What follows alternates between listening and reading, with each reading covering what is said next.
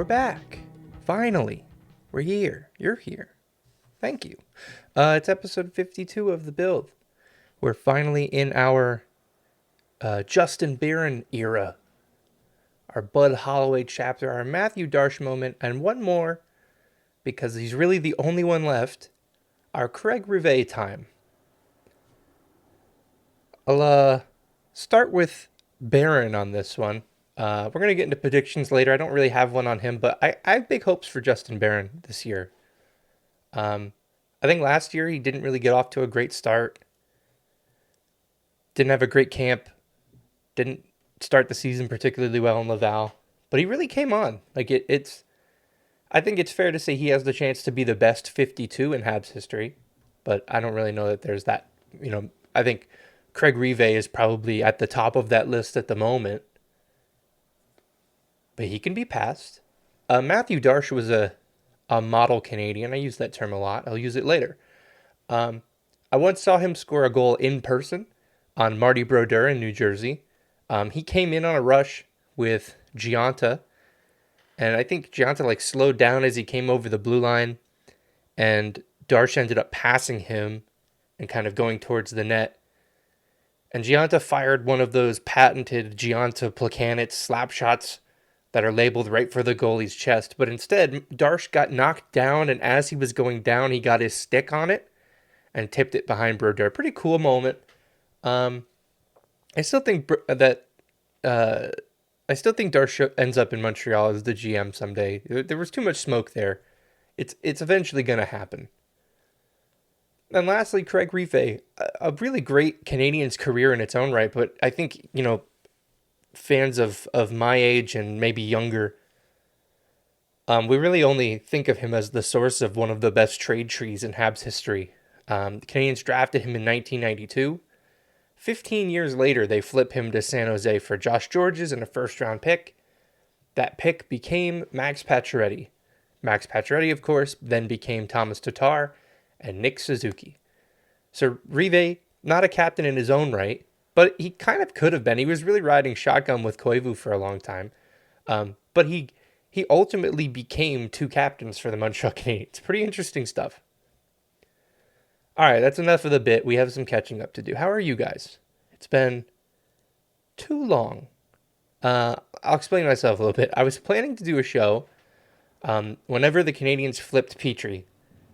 And then right as that happened, I had a death in the family and recording just kind of fell off the radar entirely. And I got to a point where I was thinking of making a show, but I didn't want to do 30 minutes on a Petrie trade that happened 2 weeks prior to me getting behind a microphone. It felt silly. So I'll summarize my thoughts on that right now. You're going to get it in about 8 seconds. You want my thoughts? Here they are. It's underwhelming. I've placed it firmly in the D tier on our tier list. It's not a harmful move by any means, but the juice was barely worth the squeeze for this one. Gustav Lindstrom doesn't really move the needle much for me, nor does the conditional 4th round pick. So that's it. I couldn't have done very much longer than I just did. And it was well after the fact when you guys probably were all done hearing about Jeff Petrie being traded to the Detroit Red Wings. And then I thought about jumping on to talk about the rookie tournament, but that would have just been me talking about how much I hate the rookie tournament. The only upside this year is that no one got hurt. And that's the nicest thing I'll say about these rookie showcase games. I don't know why teams send their players to them. I wish they wouldn't. Because for every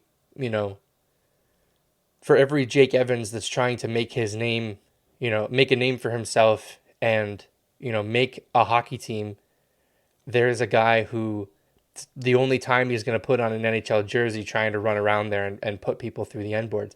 And the Canadiens are not without, sin in this case either. Arbor Xhekaj, his big coming out party was him just bullying the Ottawa Senators relentlessly last year. Which is cool because he's on our team. But imagine, someone else's Arbor Xhekaj taking out one of our young players in the rookie camp. It would be annoying. Anyway, down with rookie camps. I've been on this train for a while, and I will stay there until someone provides any kind of value at any of these camps. The hockey is dreadful. They wear they wear the jerseys of their NHL teams, but that's not, you can't fool me. Those aren't the Canadiens. They're just wearing the jerseys. Good news. We have a trade to announce. Well, not really announce, but talk about. So we'll officially kick off the 2023-24 season with the new trade, and we'll grade it in our trade tier list. On Tuesday evening, the Canadiens announced they traded goaltender Casey DeSmith to the Vancouver Canucks in exchange for 1 year of Tanner Pearson and a 2025 third-round pick. From a hockey perspective, I think this trade makes sense for both teams. It's kind of a win-win. Vancouver gets a clear backup to Thatcher Demko, something they did not have before Tuesday. Montreal gets a decent draft pick and a pending UFA in Tanner Pearson that they can then flip at the deadline for some more draft capital. I'm of the belief that Pearson is probably past the point in his career where you can count on significant offensive contributions. But he's a player who, should make the roster, I would imagine, and act as a measuring stick for young players coming up.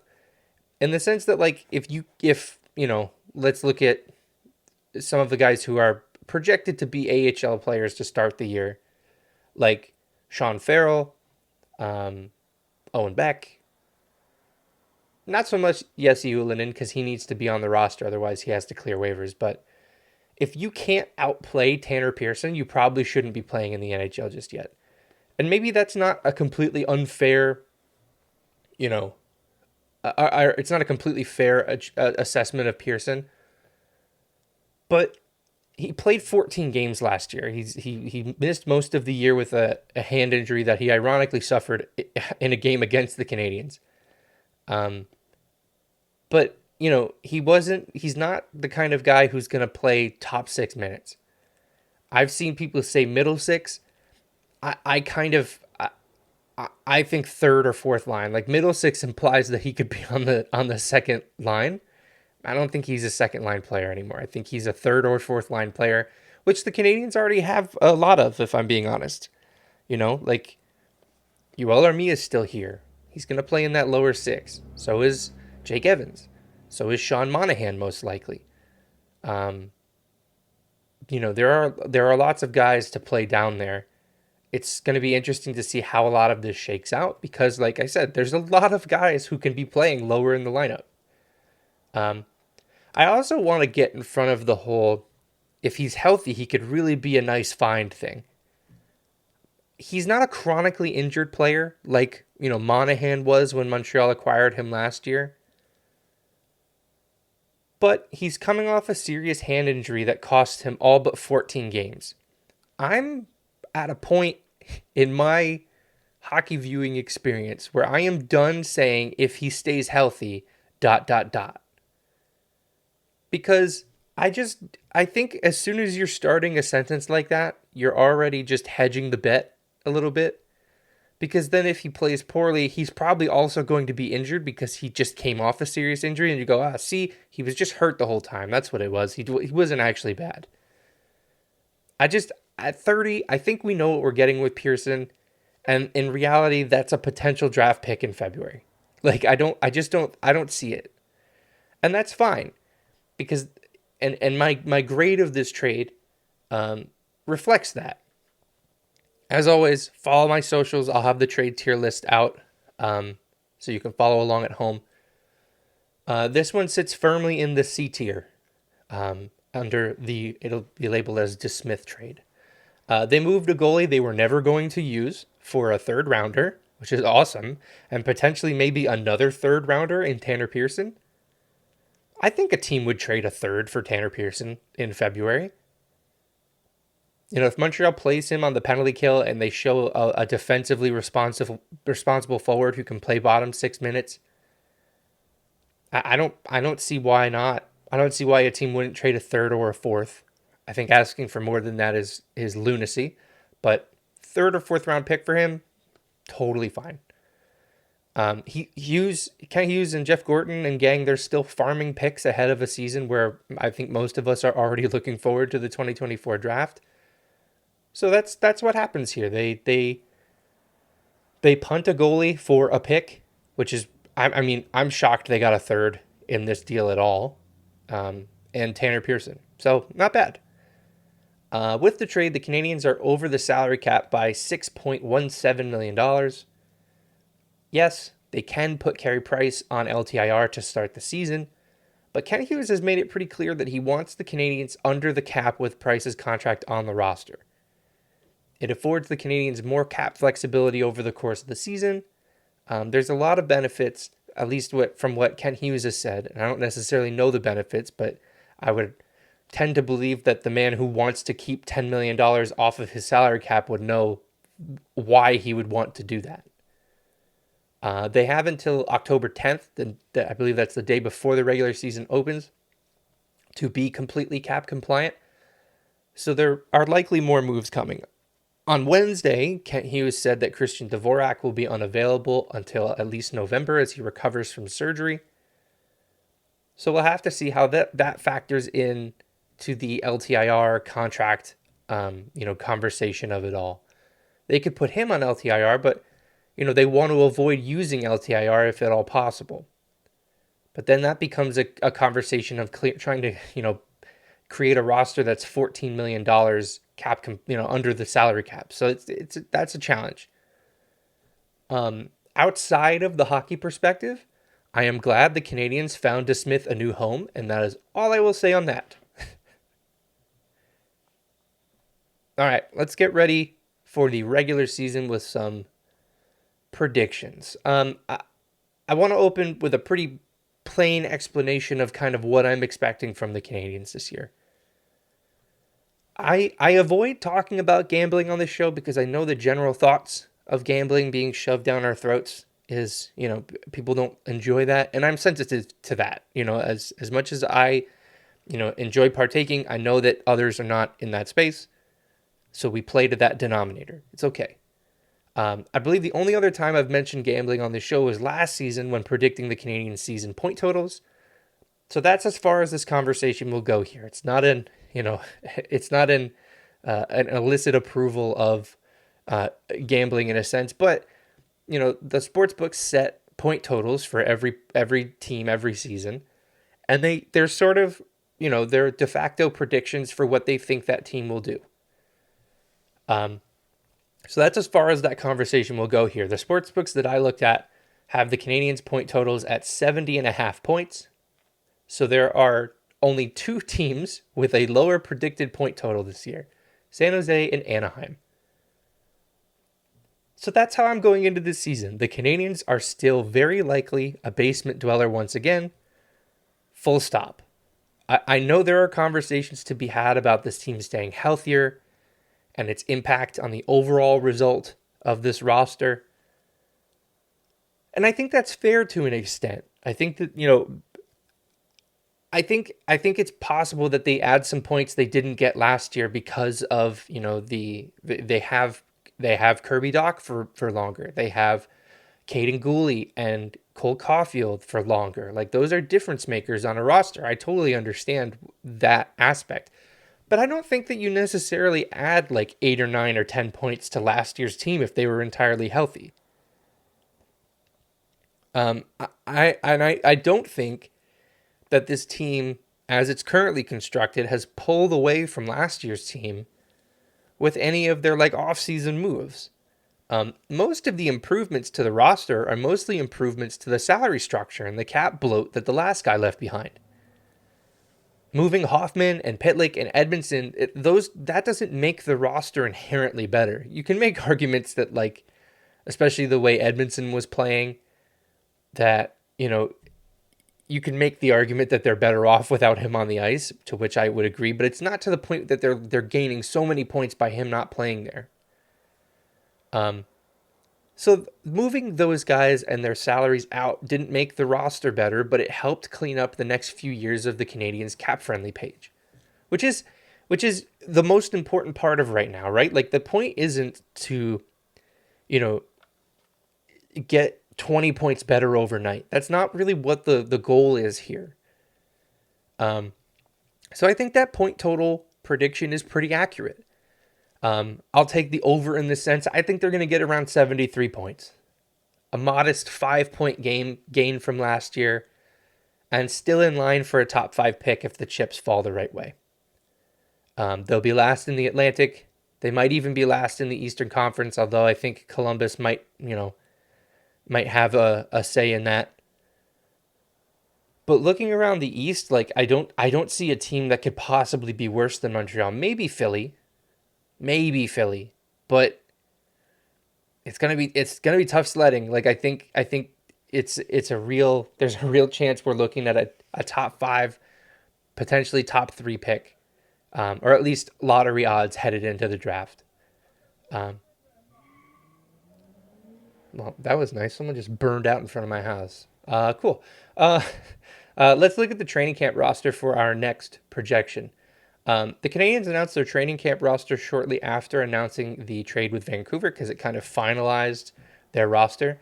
And holy hell, they invited a lot of players. 72 players invited to Habs training camp, which just seems like incredibly high. And I looked, like, I tweeted about it and I saw a comment like, well, they're rebuilding. What do you expect? There are other rebuilding teams who didn't invite almost 3.5 rosters. This is a lot. Like the red-white intra-squad game is, I believe, this upcoming Sunday.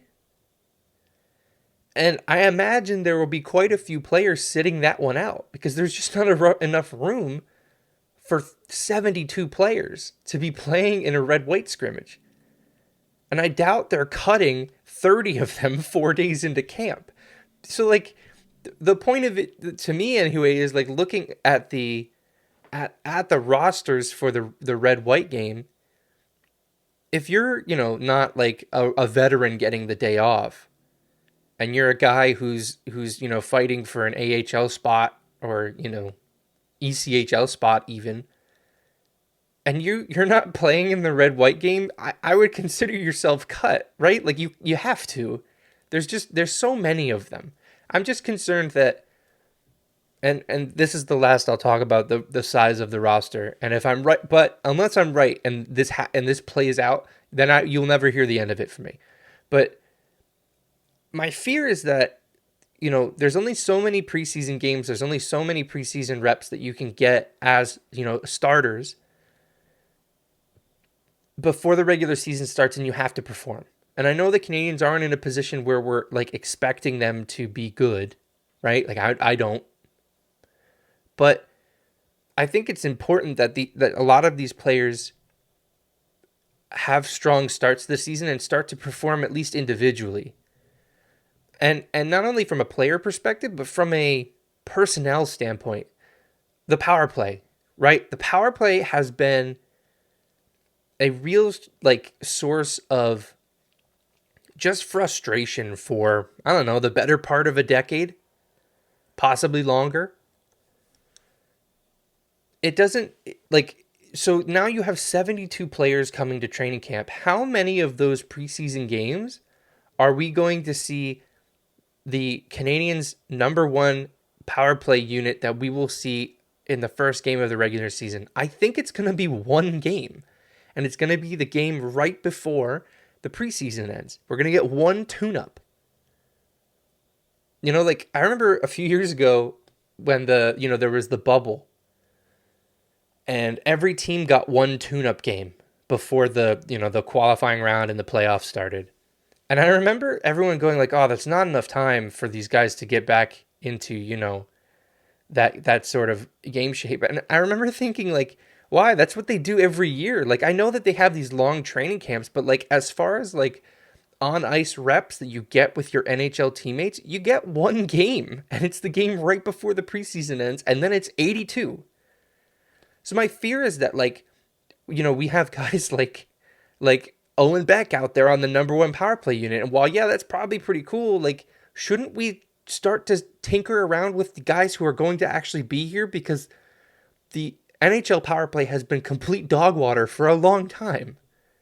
They have to, there has to start to be improvements, if not in, results, at least in philosophy and in system. Like, we have to start to see that they want to change the way things are being played. And the power play for me is where I'm staring at all preseason. We need to see something different. We need to see different looks. And I just think that when you've got 72 players coming to training camp, 9 of which are goalies, the problem that you run into is there's just not enough ice time. There's not enough time. There's not enough spots for everybody to get a shot on the power play. So that's my 72 players invited to camp rant. Sorry, that went much longer than I thought. Of those 72 players, David Reinbacher will be playing in his first NHL training camp and preseason games, and my prediction is that he makes the final roster.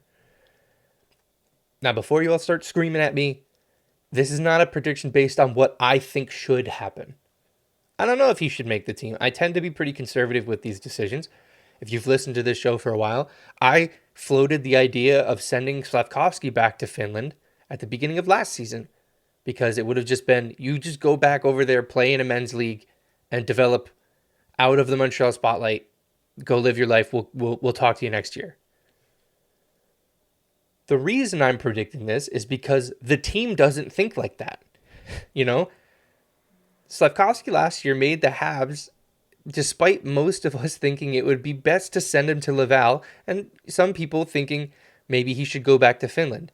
And from a historical standpoint, although I don't believe that this has a ton of bearing over the current administration, the last top 5 pick from the Canadiens to not make the roster was Carey Price, and that was a goalie. It's a different situation. Galchenyuk, Kotkaniemi, Slafkovsky all made the team. Again, I don't think the same people are making those decisions anymore. In fact, I'm fairly certain that's not the case. But it seems worth mentioning that it's rare for the Canadiens to send one of those high picks back to their junior team or directly to the AHL. So in the case of Reinbacher, I can see it now. Like, he makes the team out of camp. He plays his first 9 games as part of a rotation on defense. You know, his 10th game will be slowly coming up sometime in mid-November. And, you know, they'll keep asking the coach about it. And, you know, Marty will just have to say what Marty says. And then they'll play him in his 10th game and we'll spend a few weeks arguing about it. And then we'll probably move on. And I'm open to being wrong here because it would be to the player's benefit. But I've seen this movie too often. We all have. I won't compare Reinbacher to Kotkaniemi and Galchenyuk anymore because I don't have to. We just saw them do this with Slafkovsky. They think that the best place for their franchise players to develop is right in front of them. It's in Montreal. It's not even Laval. It's Montreal. They want him there. They want Slafkovsky there. I think they're going to want Reinbacher there. Because remember, when he got drafted, you know, and they asked him, are you going to come over next year? He said, well, I have school left to do, and I don't think, you know, I have to be home to do that. And then I believe it was sometime later in the summer when they were like, well, he could do all of that from Montreal. He doesn't have to be there. So they're already like mentally preparing themselves for him to be here. The jury is still out on whether or not that's a winning strategy. And I like the odds of it working considering the changes the Canadiens have made to their player development. But it still makes it feel rather obvious that Reinbacher is coming, you know, if Reinbacher comes to camp, he plays safe hockey, he, quote, looks like he belongs, they're going to keep him here. So I'm mentally preparing myself for that to happen, and I'm not setting it up as any kind of, you know, setback in his development if they decide to send him back to his Swiss League team. The next prediction I have from camp is that is what line Alex Newhook will find himself on. I know he was a center in junior. I know he was being developed as a center in Colorado.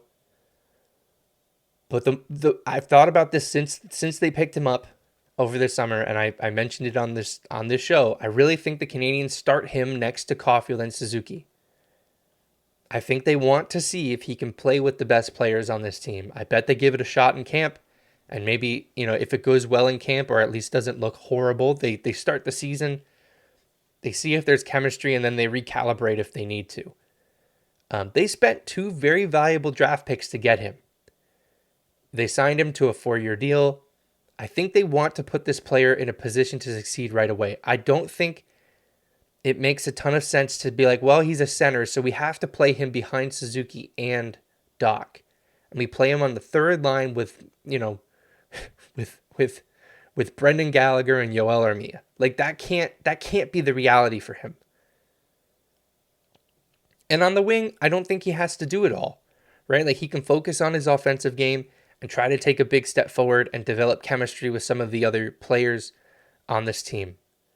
So I don't know that that's necessarily a bold prediction when it comes to Newhook, but I think the Canadians are, if you're in it for a penny, you're in for a pound, and I think they're gonna play him with this team's best players. All right, let's look in net for our next few predictions. Of the 72 players invited to camp, 9 of them are goaltenders, as I said before. In the competition for the NHL net, after the Casey DeSmith trade, there are now 3 guys fighting for 2 spots. I've talked about it a bunch since last season ended, but something has to give here. It seems rather unlikely that they carry 3 goalies to start the season, with the Canadians trying to get under the salary cap with Carey Price's contract still on it. Caden Primo is going to need to clear waivers to be sent to Laval. Jake Allen has a 7-team no-trade list this season and is on a far more expensive contract. And Sam Montembeault is Sam Montembeault. I don't think he's in any kind of conversation to be moved to another team at this point. I don't think the Canadians are going to be able to find another home for Allen and his contract at this point in the offseason. There's just not enough cap space to go around. And, as it always seems to work out, the teams that have the cap space to do it are probably on his no-trade list. And unless, Caden Primo comes out and looks absolutely unbeatable, I think that the path of least resistance here is that they try to sneak Primo through waivers. Thankfully, I think he clears because there are too many goalies on NHL deals around the league. I was looking around the cap friendly. Toronto has 3 without counting Matt Murray. Someone's going to have to clear there. Philly has 3 with Carter Hart seemingly on the way out, but they haven't found a way for him to get out yet. So they're going to have to clear a goalie somehow. If they do it at the right time, Montreal's going to have the opportunity to hide Primo on waivers. The risk becomes, you wait too long in camp, you give him too long of a look and then decide, okay, we're going to send him down. And by the time that happens, a team loses their backup or their starter for the full year or for at least an extended period of time, and they have to claim him to be competitive. So I think if they do it at the right time, they'll be fine. And the next prediction in net is that Montembeault comes back down to earth just a little bit, but is still clearly the Habs' best option in net. He was 13th in the NHL in goals saved above expected last year. I don't know if Montembeault is truly that kind of goalie, because last season was the first time we really saw him do it. He has 2 seasons in Montreal. The first one, he wasn't healthy, and he was still playing and fighting through it. And the second season, he was healthy, and he was very good. I want to see it again. And that's why, I think the Canadians do as well. As much as they talked about extending him, I think it makes far more sense to see how this season plays out and then figure it out from there. I don't think it makes a ton of sense to commit a ton of time, a ton of term and money to goalies in this day and age. And I don't think that Montembeault will be the kind of goalie to command, a contract that's anything over 3 years. But I tend to bank on regression when it comes to hockey players. So I think Montembeault slides a little bit, but he's still going to be better than Allen. He's definitely going to be better than Primo. He's going to be Montreal's starting goalie this year. And he's not going to be like starting goalie, but also really bad. I think he's going to be very easily a number 1 goaltender in the league. Just, I don't think that it's going to be as spectacular as it was at times last year. All right, that's enough predictions, I think. I could, there are people who want to hear like how many points they think players will get. I don't really, I kind of get into that from time to time. I just looking at this roster, I don't even know. I don't know where to begin with a lot of these guys. I'm not really concerned about point totals so much as I am about just, overall progress in the way they play. Like Slavkovsky, for example, like, would it be cool if he went out there and scored 45 points? Yeah. If he doesn't, it comes in around 30, but he's logging a ton of minutes and he looks way better, am I going to be upset? Probably not. But it's time that the young players on this team really, especially, up front, but also on D, there's a lot of young defensemen who are going to be fighting for spots really, really soon. It's time that they really stake their claim on this roster. And that's mostly what I'm looking for in training camp and then into the early parts of the season. And from there, we'll kind of readjust expectations as it goes along. All right, I like to check in on the big picture every now and then to get a sense of where the Canadiens are in this rebuild. And in the grand scheme of things, I think it's still going according to plan. I think this being the first true rebuild the Canadiens have ever done, we haven't seen the Canadiens with 3 top 5 picks in a row since the early days of the draft when the Canadiens were just gifted top picks. And Montreal this year has the opportunity to do that. They have the opportunity to pick first, fifth, and then add another one anywhere in that top 5 in consecutive drafts. That's something that hasn't happened before, at least, in the modern era of the NHL, at least for the Canadiens. Other teams have absolutely done that. In the years where Montreal took Galchenyuk or Kotkaniemi, they never truly followed through on that because after Galchenyuk was picked, Montreal went to the playoffs in the lockout shortened year. And after Kotkaniemi was picked, they finished, I think it was 93 or 94 points and missed the playoffs on the last day of the year. And even in that year, they ended up with Caulfield after that. So it's a nice consolation prize. But what I'm saying is after those drafts where they picked third overall, both instances that is, instead of bottoming out again and grabbing more top draft picks, they made the playoffs and picked 25th overall. And then it was made even worse by the fact that they took Mike McCarron. Imagine Galchenyuk's drafted in 2012? And then the 2012-13 season just becomes the 2013 season because it's locked out and, they play it out. Imagine Montreal finishes in the bottom of the league and they pick first or second that year and they grab either McKinnon or Barkov. It's a different conversation.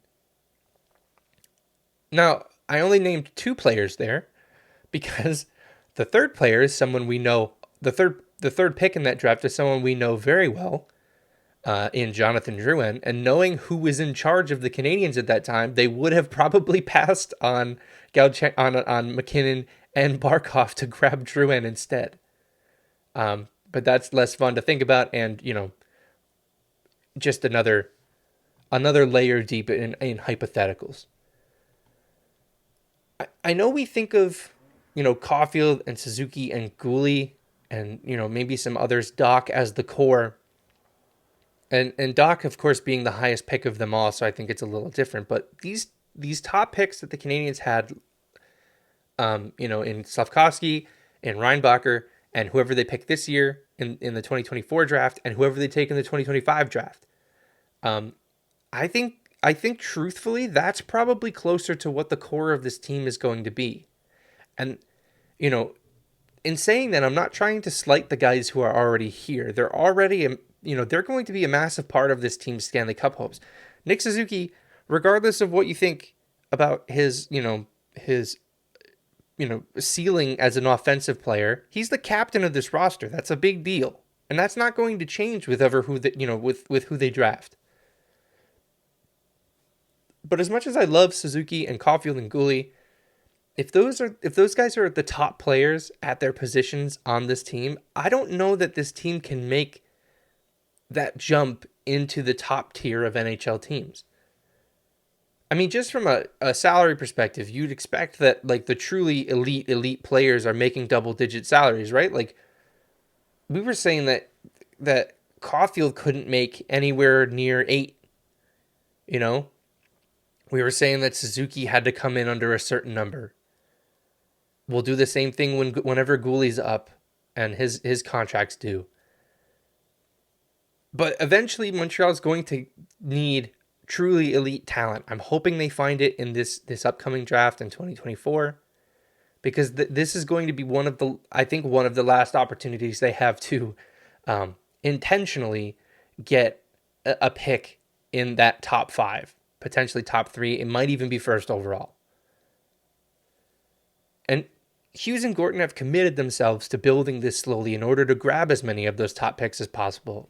One thing I haven't talked about was the video that the Canadians released, kind of documenting their discussions before they made their pick in the draft this summer. And it kind of starts with a conversation that Jeff Gorton was having with his entire scouting team, saying, these high offense players are hard to come by. You can't really trade for them.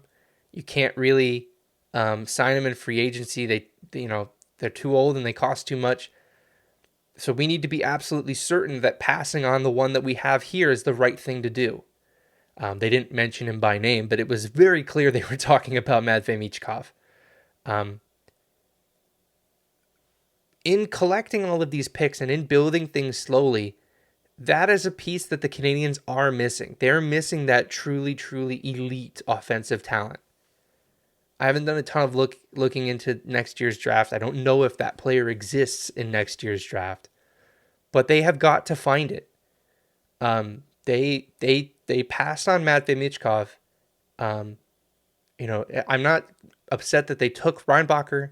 I feel like I'm going nuts every time I talk about this because I have to pre-argue with people who are going to be like, oh, Reinbacher's going to be fine. I know he is, but they passed on Matvei Michkov. They passed on a piece that they desperately need. So as far as putting the team in position to make those picks, they're executing that part of the plan particularly well. They had a first overall pick. That one they kind of stumbled into midway through the season. They had the fifth overall pick last year, which was intentional. They were going for that the whole time. And this season, they're probably set up to do that again. And then I think in 2025, they'll probably pick somewhere in the top 10. And then it's going to kind of need to be go time. You're going to be entering, the beginning of the prime of Suzuki's career and Caulfield and Doc, their most productive times. You're going to need to flip the switch. So to button that up, the rebuild is going about as, quickly or as slowly as I expected it to. I think this season we'll see far fewer, fans being upset when they score goals because they might win a game. I think that part of this rebuild is behind us, and I think that this Canadiens team is going to be plenty bad on their own. But it's not quite go time yet, right? I'm not expecting playoffs this year. I don't even know if I'm expecting them the year after that. But that time's going to come sooner rather than later. And, I'm hoping that their development is all it's cracked up to be. I hope that they've, pressed the right buttons internally and, that they are ready when the time comes for them to be, contenders again. It'll come right as, maybe a team like Tampa and a team like Boston are kind of falling out of the picture. And maybe some teams in the Metro as well. So, they're in no rush because right now the Atlantic Division is still a gauntlet, and it's getting worse because it looks like Ottawa and Buffalo and Detroit are better. And I don't know, maybe one of those teams screws it up eventually, but Montreal has some catching up to do. All right, one last thing to talk about today. One player who will be around for the rebuild in a different capacity is Paul Byron, who announced his retirement from the NHL on Wednesday. This announcement was made as the Canadiens hired him as a player development consultant. So, while we all knew this was headed in this direction, it still really stinks to see how it ended. Byron is one of the guys who probably would have retired right after the Cup final in 2021 if the Canadiens managed to win. He often falls off the list of guys they were trying to play for and trying to win for. I think he should be up there, right up there next to Weber and Price and Gallagher, if not, playing significance, like the accolades that those players had, but for leadership significance and the way that they wore that sweater and how much it mattered to them, was infectious, and it made that team so much better than it actually was. Was the concept of playing for another person, not just trying to win it for yourself.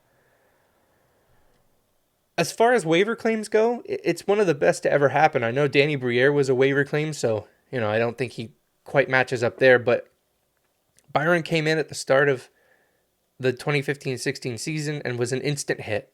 Um, and for those who might not be aware, it's quite possible that a Reddit user was responsible for the Canadians claiming Paul Byron, on the Canadian subreddit. I believe the user's name was like Galaxy or something. They when Byron went on waivers, that user made a video talking about, or just at least showing, all of the breakaways that Paul Byron has gotten and not scored on. It was a long video. There's a lot of breakaways that he got that he just could not bury. With the idea behind that being, essentially that's going to regress to the mean and he's going to start scoring on these sometime soon. The rumor goes that the Canadians eventually saw that, and it was instrumental in them deciding to make that waiver claim. I don't know how much of that is true. I like to believe it because it's really, really funny. The idea that Mark Bergevin is being shown a video on Reddit and it was influencing the way that he built this hockey team. But like most memories of Paul Byron replay like that video of him just getting breakaway after breakaway. Like, in my mind, thinking about a lot of the goals that he scored, they replay like shootout attempts, because he would just use his speed to create breakaways from his own blue line regularly. That's why his shooting percentage is so high. Some seasons he was scoring on like 20% of his shots. I think career he ended at like 17 point something as far as his shooting percentage. But there were always arguments that it wasn't sustainable. But those arguments were completely removed from the context that was Paul Byron. He wasn't shooting from the blue line. He was creating scoring opportunities where it was him against the goalie. They like shootout. You think about a shootout, like if a player shoots 30% on a shootout, that's pretty good.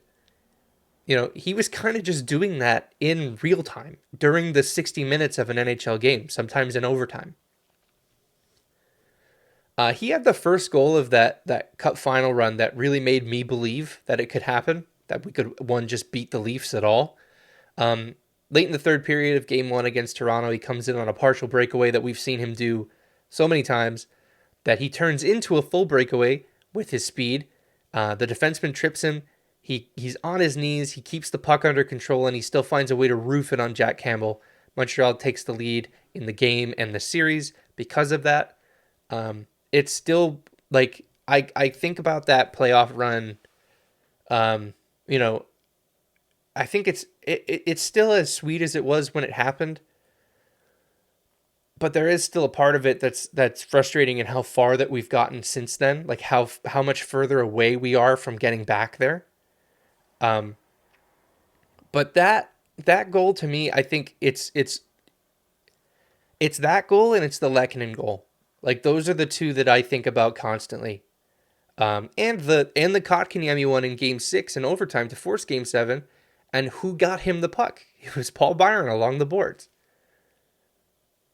So nothing but fond memories of Paul Byron in a Canadian sweater. Like I said earlier, he's a model Canadian. I'm glad he's sticking around to teach the young guys how to be good pros, because he's a great guy to learn that from. So I haven't done this for retirement yet. This one, it hurts more than any of the trades that I've done this line on. Your final line on Paul Byron with the Montreal Canadiens: 383 games over the course of 7 seasons, 81 goals, 79 assists for 160 points. In 3 playoff runs with the Canadiens, Byron appeared in 38 games, scoring 5 times and adding 6 assists. Farewell, T. Paul. All right. Well, that's all I got today. I'll be back next week to chat about camp and some honest-to-God preseason games. As dreadful as they are, I'm I'm a sicko. I'm very much looking forward to them. Until then, thanks for listening.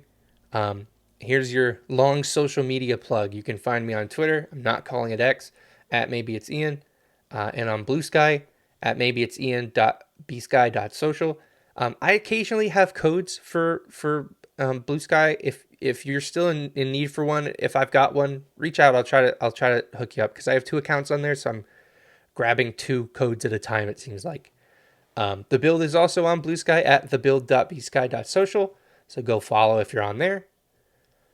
The build is also on TikTok at thebuildmtl, where I post clips from episodes. The same can be said for YouTube, where the episodes will go up in full, as well as shorts from the shows.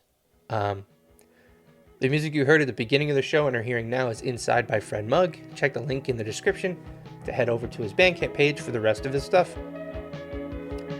All right, guys. Thanks for listening. Enjoy your last weekend without hockey for a very long time. So long.